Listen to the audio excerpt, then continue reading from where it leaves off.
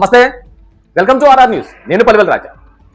అన్నవరం శ్రీ వీర వెంకట సత్యనారాయణ స్వామి వారి దేవస్థానంలో అవినీతి జరుగుతుందా అంటే ఎస్, 100% అవినీతి జరుగుతుంది అన్న ఆరోపణలు చాలా అధికమయ్యాయి ఈ మధ్య కాలంలో. ప్రతి విభాగంలో, పురోహితుల విభాగంలో కావచ్చు, ఏదైతే పలు సెక్షన్లు ఉన్నాయో ఆ ప్రతి విభాగంలో కావచ్చు, కాంట్రాక్టర్ల విషయంలో కావచ్చు, ప్రతి విషయంలో కూడా అన్నవరం అవినీతికి కేర్ ఆఫ్ అడ్రస్ గా మారిపోయిందనే వాదన చాలా బలంగా వినిపిస్తుంది. వచ్చిన భక్తుల్ని నిలువ దోపిడీ దోచేస్తున్నారు అనే వాదన కూడా చాలా బలంగా ఉంది.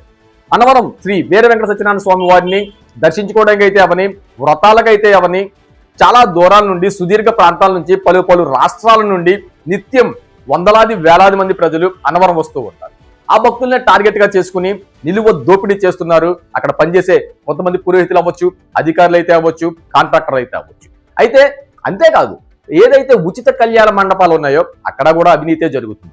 అంతేకాదు, వసతి గృహాలు ఆన్లైన్ అయినా సరే వీళ్లే అడ్వాన్స్ గా బుక్ చేసుకుని ఏదైతే భక్తుల రద్దీ ఉంటుందో అదే టైంలో అధిక ధరలకు మరలా వేరే భక్తులకు కేటాయించడం కూడా జరుగుతుంది.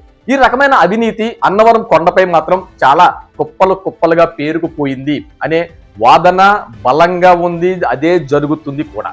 అయితే అన్నవరంలో అసలు ఏం జరుగుతుంది, ప్రతి విభాగంలో ఏంటి, అసలు ఏ రకమైన అవినీతి జరుగుతుంది, పురోహితుల విభాగంలో ఏ రకమైన అవినీతి జరుగుతుంది, ప్రసాదం సంబంధించిన విభాగంలో ఏ రకమైన అవినీతి జరుగుతుంది, క్యాష కణాలకు సంబంధించిన విభాగంలో ఏ రకమైన అవినీతి జరుగుతుంది, ప్రతి విభాగంలో కూడా ఆర్ఆర్ న్యూస్ అతి త్వరలో ప్రశ్నించడానికి సిద్ధంగా ఉంది. ప్రతి విభాగాన్ని ప్రశ్నిస్తాం, ప్రతి విభాగంలో ఉన్నటువంటి అవినీతిని బయటికి తెస్తాం, భక్తుల పాలిట అండగా ఉంటాం. ఎట్టి పరిస్థితుల్లో కూడా అన్నవరం దేవస్థానం లో జరిగే అవినీతిని అతి త్వరలో బయట పెట్టడానికి ఆర్ఆర్ న్యూస్ నడుం బిగించింది. Thank you.